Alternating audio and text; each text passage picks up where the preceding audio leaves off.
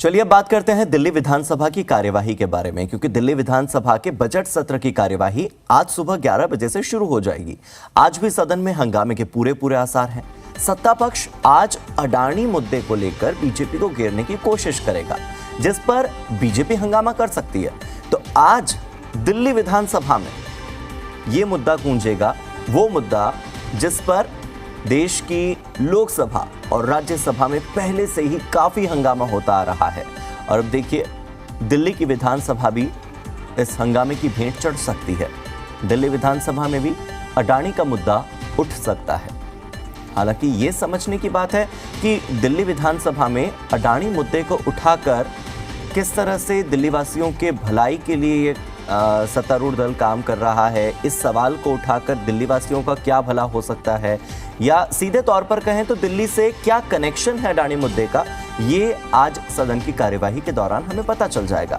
दिल्ली से मेरे वरिष्ठ सहयोगी तरुण कुमार जुड़ गए हैं ज्यादा जानकारी के साथ। तरुण, अब तक लोकसभा और राज्यसभा में ये मुद्दा उठता रहा, संसद से लेकर सड़क तक ये मुद्दा उठता रहा, लेकिन अडानी मुद्दे का दिल्ली की विधानसभा में उठना, और वो भी विपक्ष की ओर से नहीं बल्कि सत्तारूढ़ दल की ओर से, क्या कनेक्शन है इसका दिल्ली से? देखिए, कनेक्शन इस तरह से है कि दिल्ली की जो सत्तारूढ़ पार्टी है वो राष्ट्रीय परिप्रेक्ष्य के अंदर बीजेपी के लिए विपक्षी पार्टी है, और लिहाजा कई नेशनल मुद्दों का जिक्र दिल्ली विधानसभा के अंदर हो चुका है। दिल्ली विधानसभा में तो इस बात का भी जिक्र हो चुका है कि पूर्व प्रधानमंत्री राजीव गांधी से भारत रत्न अवार्ड वापस लिया जाना चाहिए या नहीं लिया जाना चाहिए। इसका भी दिल्ली की जनता से सीधा सरोकार नहीं है, लेकिन जो राष्ट्रीय राजनीति को छूते हुए मुद्दे हैं उनका कई बार दिल्ली विधानसभा के सदन के ऊपर प्रस्ताव के तौर पर डिस्कशन में भी उसको लाया जा चुका है और प्रस्ताव पारित भी होते आए हैं।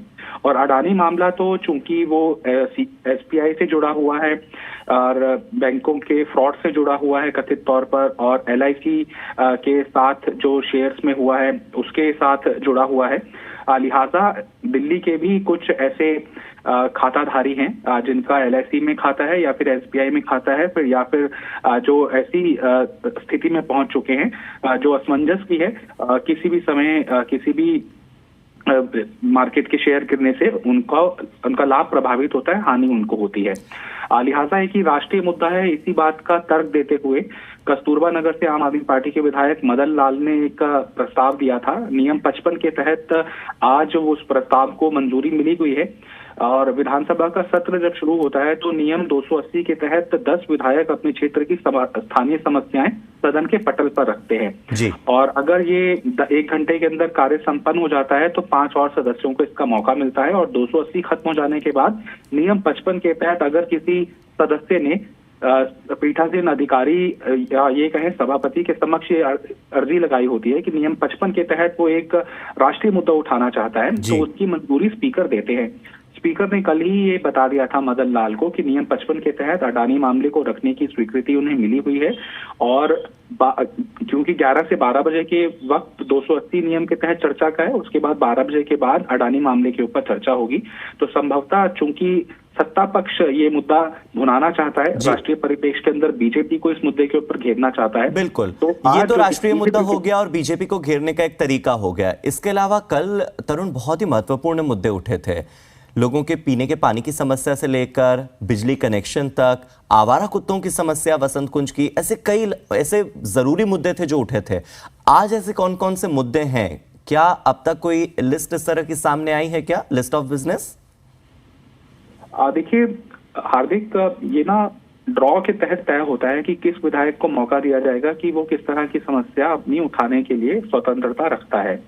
ये ड्रॉ 9:30-10 बजे के आसपास संपन्न होता है, और उसके बाद 11 बजे एक लिस्ट ऑफ बिजनेस डिक्लेयर होता है सदन की तरफ से, विधानसभा की तरफ से, कि ये विधायक नियम 280 के तहत चर्चा करेंगे।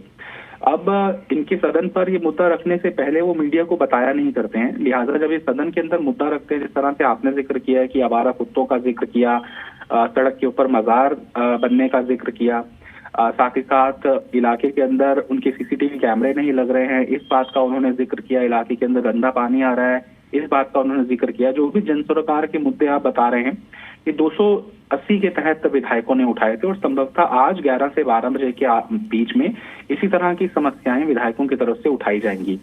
अब बीजेपी के विधायक इसलिए ज्यादा आ जाते हैं इस ड्रॉ सिस्टम के अंदर चूंकि वो 280 के तहत ज्यादा अर्जियां लगाते हैं और सत्ता पक्ष बहुत ज्यादा उत्साहित नहीं दिखता है, उनके विधायकों की तरफ से कम अर्जियां लगाई जाती हैं।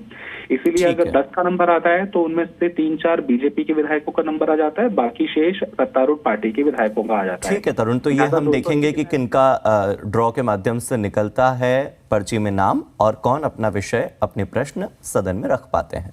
फिलहाल के लिए बहुत बहुत शुक्रिया तरुण।